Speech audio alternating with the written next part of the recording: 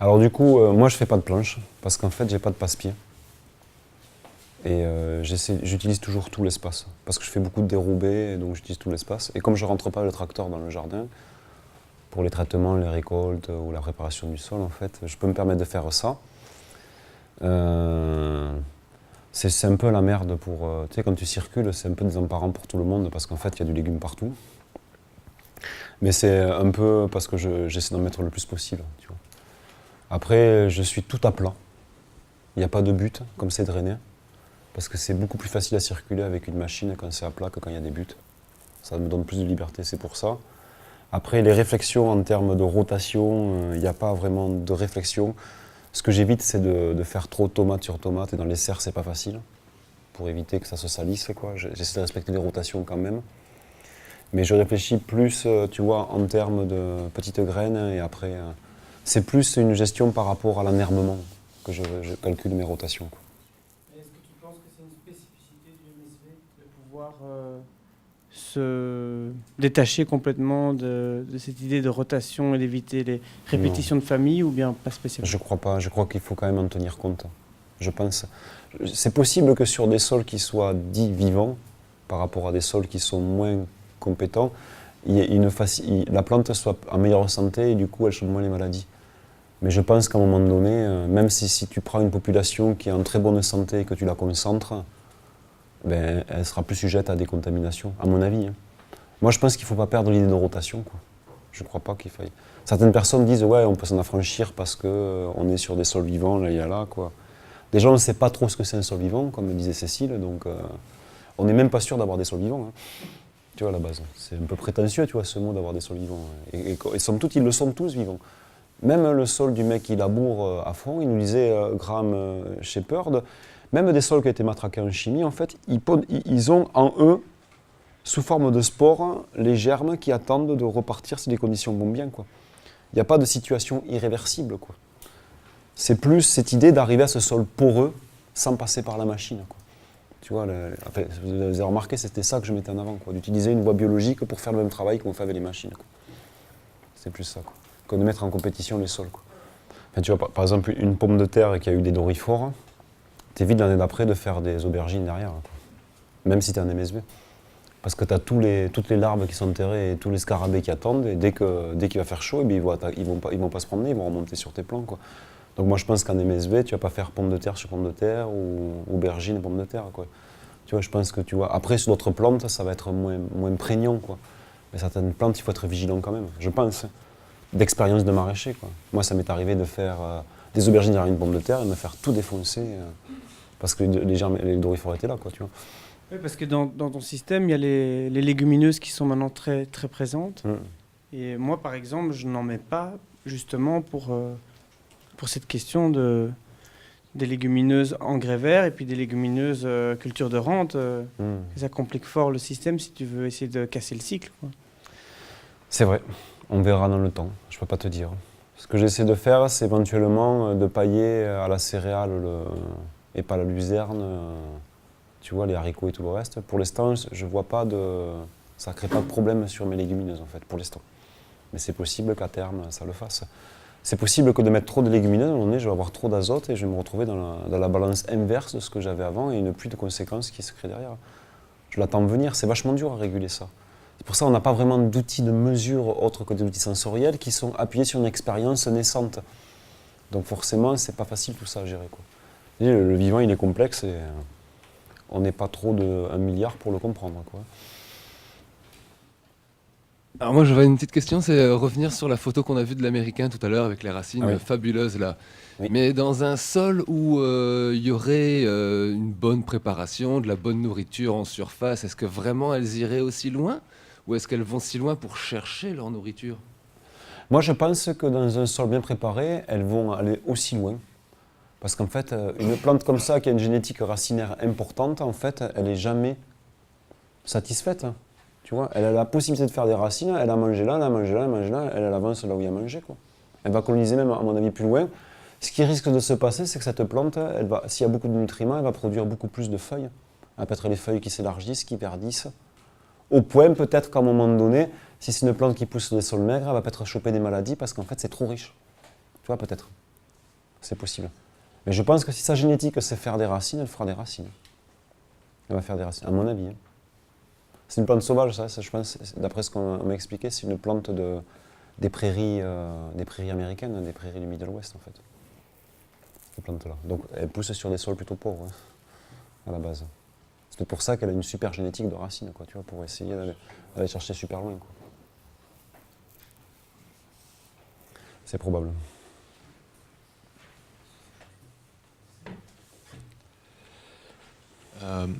Moi, j'ai une petite question qui est assez relative à mon écosystème personnel. C'est que je suis en fond de vallée sur une nappe phréatique, ou presque, pas loin en tout cas. Sûr ? C'est une nappe phréatique qui est assez affleurante, surtout en hiver. D'accord. Et je me demandais, bon, là, pour cette année, je suis parti sur des buttes assez hautes, 40-50 cm. Mais je me demandais, à partir de quel moment on pouvait se dire que le sol était ressué, enfin, sur quelle profondeur je devrais chercher à ressuer mon sol. Vu que je vais pas pouvoir descendre. Je pense qu'il y a une surface minimum d'installation, c'est au moins 30, 40, 50 cm, je pense, pour que la plante puisse vraiment, tu vois, pas être affectée par l'eau, quoi. C'est minimum, à mon avis, quoi. Si tu as l'eau qui remonte quasiment à la surface et qu'il te reste 2-3 cm, ça va pas être suffisant pour développer même un légume, quoi. Et après, le problème, ce sont des nappes, c'est carrément une nappe, quoi. C'est ce que je soupçonne, mais j'ai pas fait de profil, donc... Pas de drainer, ça. Je crois. Enfin, je connais pas trop, mais je pense que là, c'est des fossés d'évacuation, peut-être, pour évacuer la nappe. Des fossés profonds qui assèchent le coin, ou remonter le sol comme tu fais, quoi. Je suis charrue rotative, dans les passe-pieds. Ouais. Et moi, c'était facile parce qu'en fait, c'est une nappe perchée. Elle est occasionnelle, et j'ai des ruisseaux tout autour. Enfin, j'ai un ruisseau tout autour, des fossés d'évacuation, donc tu colles les drains, ça se barre, quoi. C'est le schéma facile. Quand tu as des nappes, vraiment des nappes phréatiques qui remontent, c'est plus compliqué, ça, à mon avis. Parce que tu mets un drain, ça sert à rien, il se remplit d'eau, et puis voilà, quoi. Il évacue pas.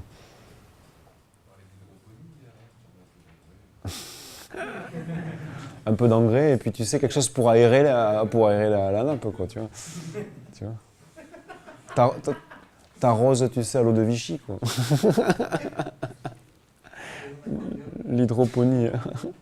Ouais, c'est compliqué, là, je pense, à mettre en valeur. Ça pousse ou... Ça pousse bien, ça se passe comment, du coup, dans ton jardin? C'est la première saison.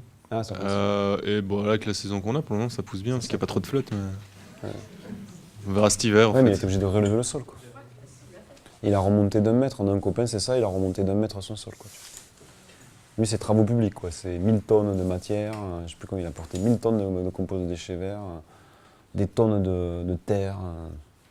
Il travaille, lui, tu sais, à la pelleteuse et à l'épandeur 20 tonnes. Quoi.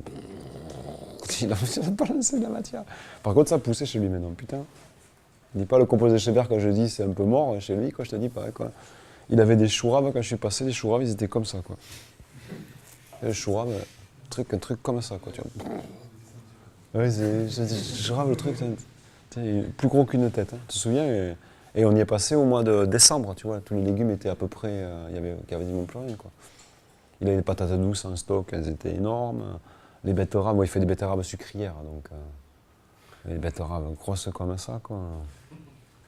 Mais enfin, je dis 1000 tonnes. Ce qu'il disait, il aurait acheté un terrain de meilleure qualité, ça lui aurait coûté moins cher que toute l'énergie qu'il a dépensée à ramener de la matière, du machin, des bidules. Mais bon, c'est comme ça, c'est intéressant de voir ce que ça va devenir dans le temps, cette création de sol, quoi. Il a carrément recréé un autre sol sur un sol, quoi. Tu vois. Il a refait un sol sur un autre sol, quoi.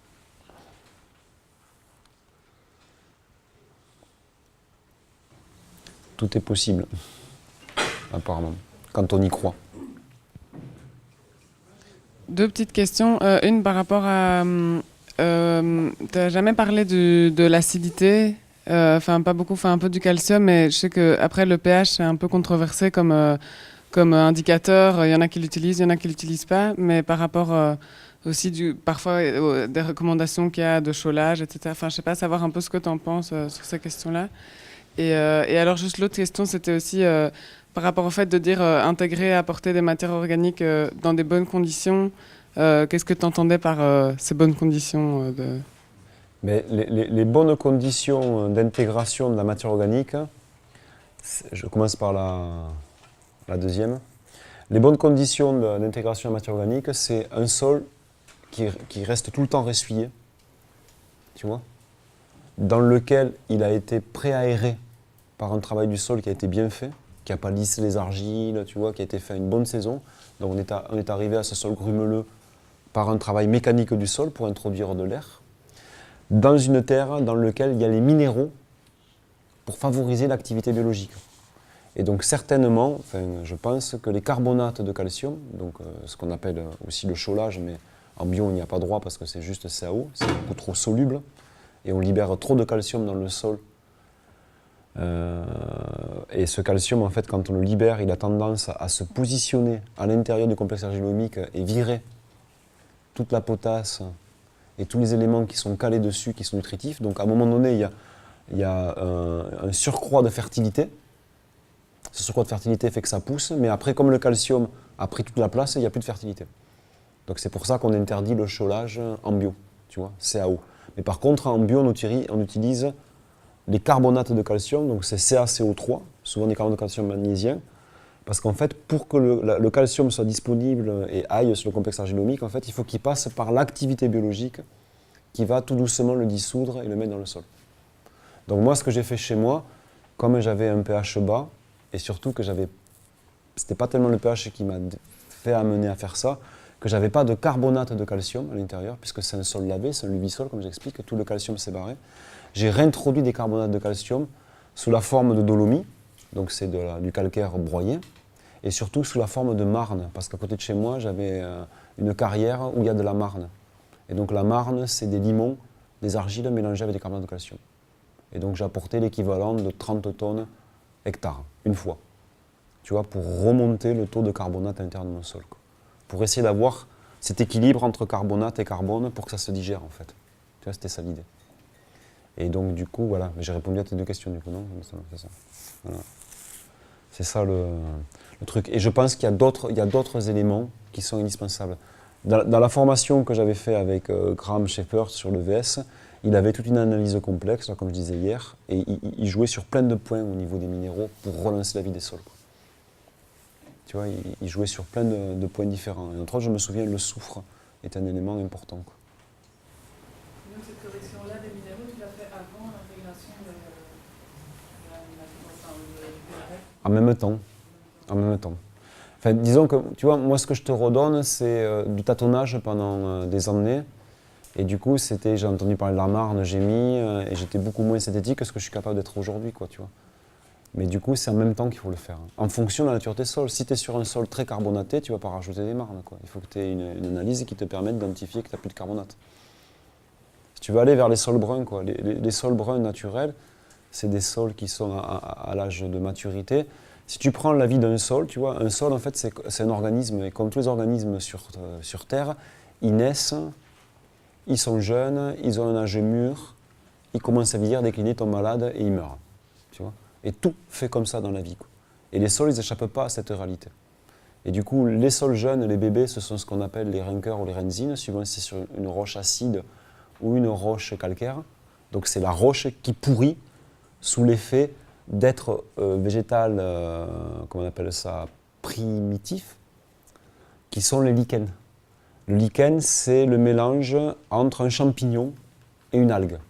Mais la plante, c'est le mélange entre un champignon et des cellules photosynthétiques.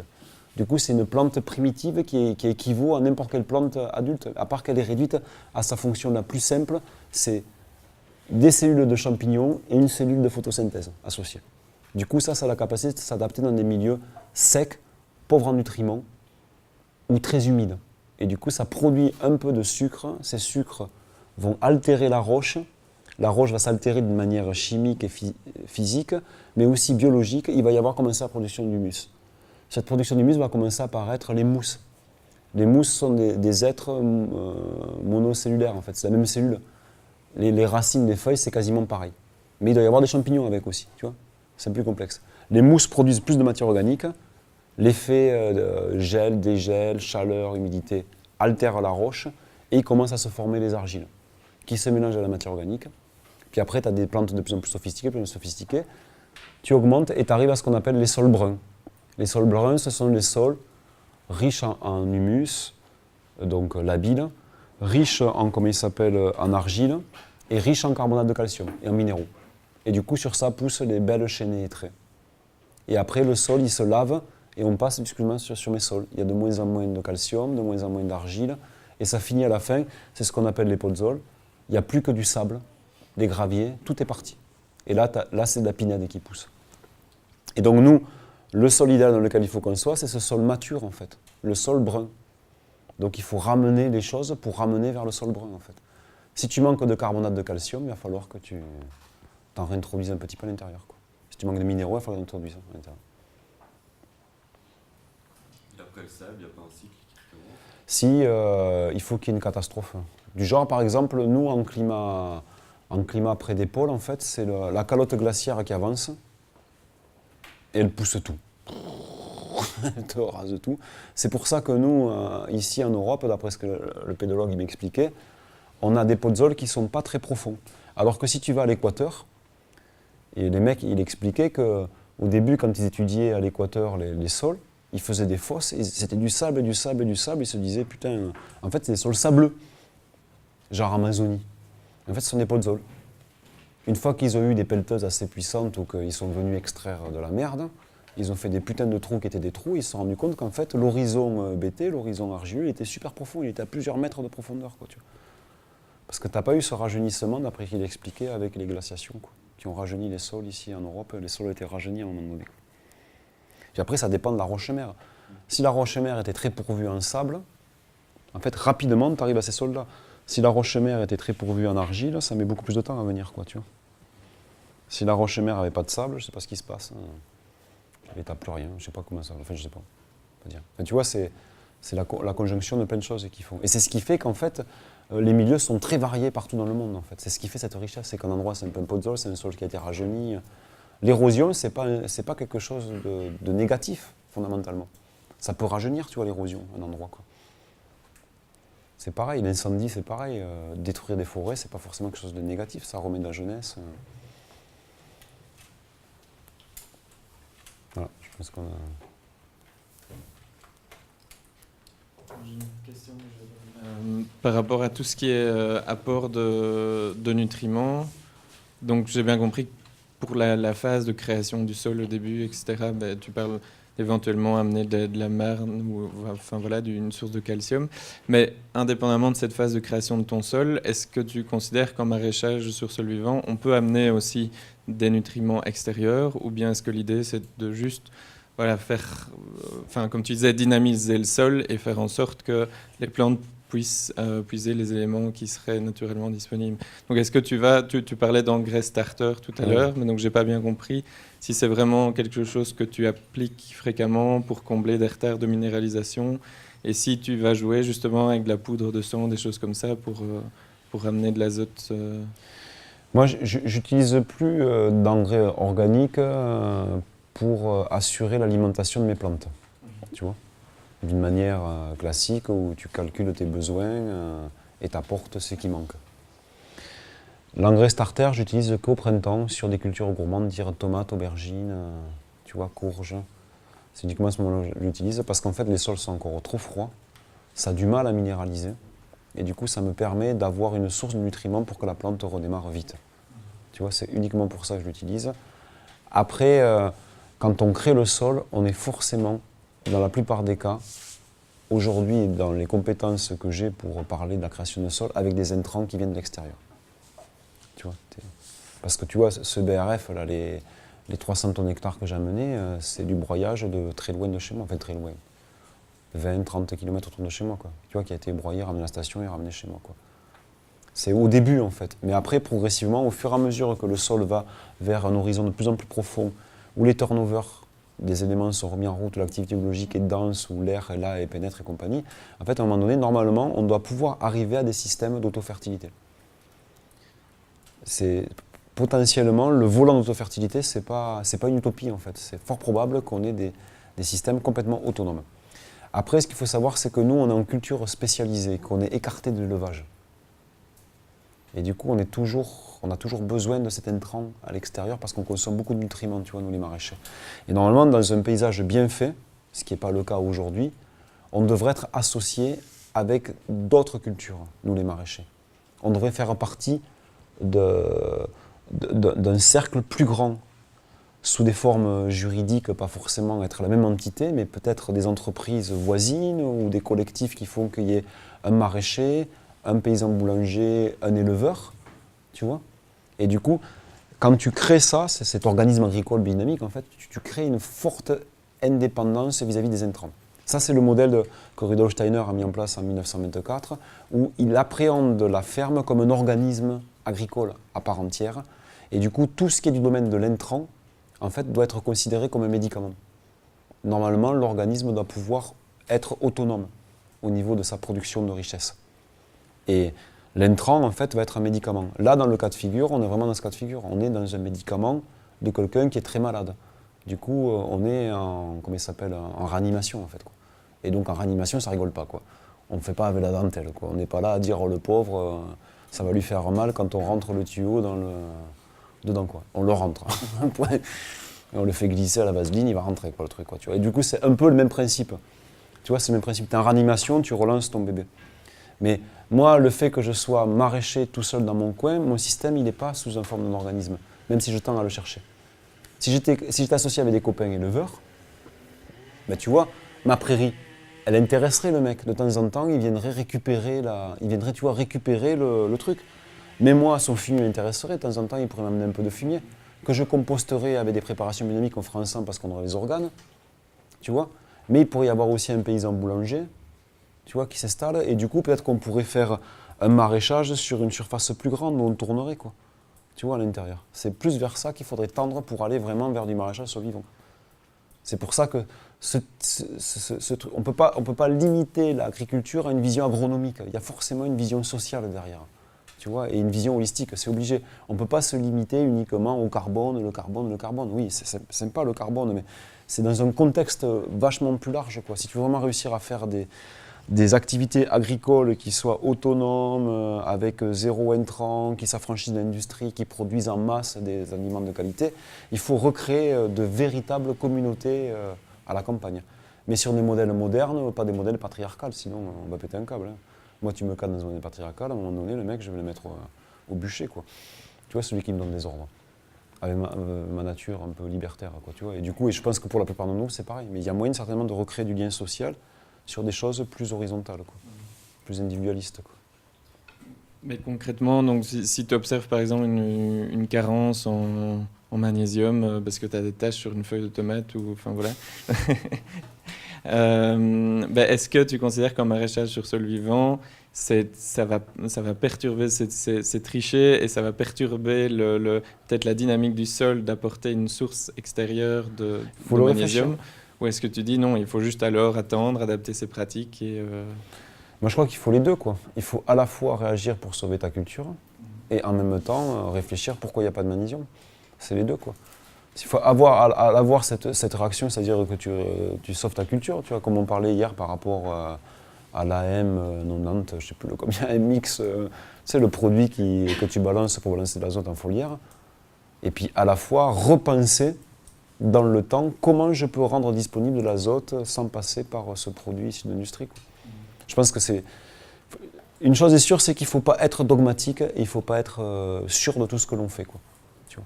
Parce que le vivant est complexe et qui nécessite vraiment de l'humilité pour pouvoir travailler avec lui, quoi. Il ne se laisse pas livrer comme ça au premier venu, quoi. Il faut vraiment du temps pour le comprendre. Et puis après, c'est pas grave, tu loupes une culture, après tout. T'en loupes deux, t'en loupes trois, tu loupes tout ton jardin. Fondamentalement, est-ce que c'est grave, quoi. T'es à la rue, t'as plus de maison, est-ce que c'est grave? C'est-à-dire, tu meurs, est-ce que c'est grave? Je veux dire, la gravité, elle est fonction de ce que l'on ressent, quoi, tu vois. Il y a l'orgueil, moi je loupe une culture, c'est plus par orgueil que par réalité de gravité. Le monde ne va pas s'arrêter de tourner parce que j'ai loupé mes tomates, quoi. Par contre, moi je me le bouffe dans les couilles, je dis putain quand même, je suis un branleur, quoi. J'aurais bien aimé avoir de belles tomates, quoi, tu vois. Tu vois, c'est un peu ça la problématique. Donc après, puis tout est permis, hein. C'est pas parce que tu balances... Je pense pas que c'est parce que tu balances du magnésium sur un sol que tu vas détruire ton sol, hein. Je pense que c'est plus compliqué. Tu vois, je crois qu'il en faut plus pour détruire la vie, quoi. Mais par contre, si tu restes toujours sur le modèle de mettre du magnésium, c'est sûr que là, à un moment donné, il y a quelque chose qui pêche, quoi. Normalement, ça doit fonctionner tout seul, le truc, hein. Ça doit fonctionner tout seul, à un moment donné. Voilà.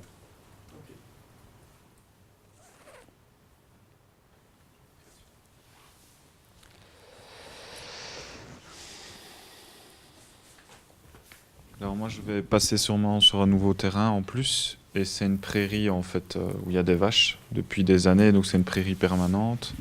Et je voulais savoir justement s'il y avait une méthode un peu comme celle que tu as présentée, idéale pour un peu empêcher à la bourre, comme on nous conseille toujours, pour transformer une prairie en culture, quoi.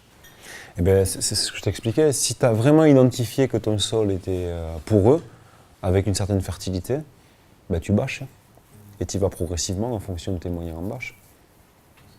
Et je ne sais pas combien de surface de maraîchage tu fais d'habitude. Ici, je suis sur un demi-hectare à peu près, mais... Là, tu es sur un demi-hectare. Et tu veux augmenter de combien? Là, on sera plusieurs, mais ce terrain-là, en plus, c'est 1,8 hectare. 1,8 hectare le terrain entier. Oui, c'est ça. Mais du coup, imaginons. C'est pas l'objectif, hein. C'est pas de Ouais. tout de suite passer à Mais ça. imaginons que la fertilité soit de bonne qualité sur ta prairie, que tu n'aies quasiment rien à faire. Mais tu es dans le modèle où tu peux introduire une prairie en fait. Tu as le modèle dans lequel tu peux introduire une prairie. C'est-à-dire qu'au fur et à mesure que tu démontes ta prairie, tu en reconstruis une autre sur la partie que tu avais travaillée avant, quoi. Tu vois? Et tu peux tourner. Et du coup, si le mec qui avait des vaches à côté, il a envie de mettre tes vaches sur ta nouvelle prairie que tu as créée, tu peux créer du lien avec lui pour avoir du fumier, quoi. Et si ces vaches, tu fais en sorte qu'elles soient bien conduites, il ne faut pas qu'elles restent longtemps.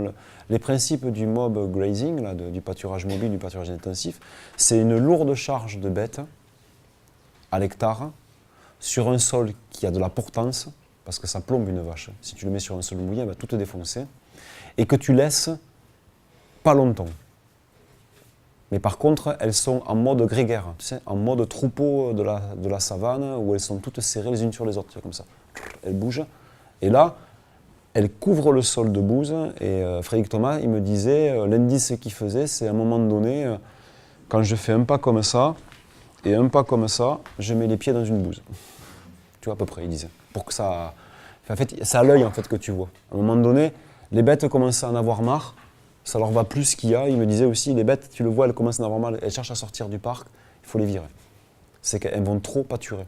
Si tu pâtures trop, en fait, tu dégrades la flore. Et la repousse est moins rapide. Il y a une hauteur il y a un plateau de talage qu'il ne faut pas dépasser. Si tu passes ce plateau de talage, en fait, ça dégénère et ça repousse pas assez vite. Si tu restes au bon plateau de talage, en fait, tu as une repousse hyper rapide. Plus rapide que si tu n'avais pas fauché, quoi. Graham Shepherd, le pédologue là, qui bosse avec des éleveurs en pâturage mobile en Nouvelle-Zélande, il expliquait que les milieux qui produisent le plus de biomasse sur Terre, aujourd'hui, ce ne sont pas les forêts primordiales, tu vois, dans le temps, hein. Ce ne sont pas les forêts primordiales, ce sont les pâturages bien conduits, c'est l'agroforesterie pâturée en bocage. C'est ça qui produit le plus de biomasse sur Terre. C'est là qu'on a les sols qui produisent le plus de végétal à la pousse. Donc dans un modèle comme le tien, vu que tu vas conquérir une prairie qui peut-être sera de bonne qualité, ben, tu la bâches à la proportion de tes cultures qui ont besoin de bâches, et du coup il y en a quand même pas mal. Du coup tu gagnes tout doucement dans ta prairie, et ensuite toi tu regagnes sur la partie, tu vois, avec de la prairie et tu tournes comme ça, quoi. Et il y a des grandes chances que tu aies un modèle qui... Et tu n'as pas besoin de labourer, quoi. Surtout si en plus vous avez une installation progressive, tu vois, où vous pourrez le faire tranquillement, quoi.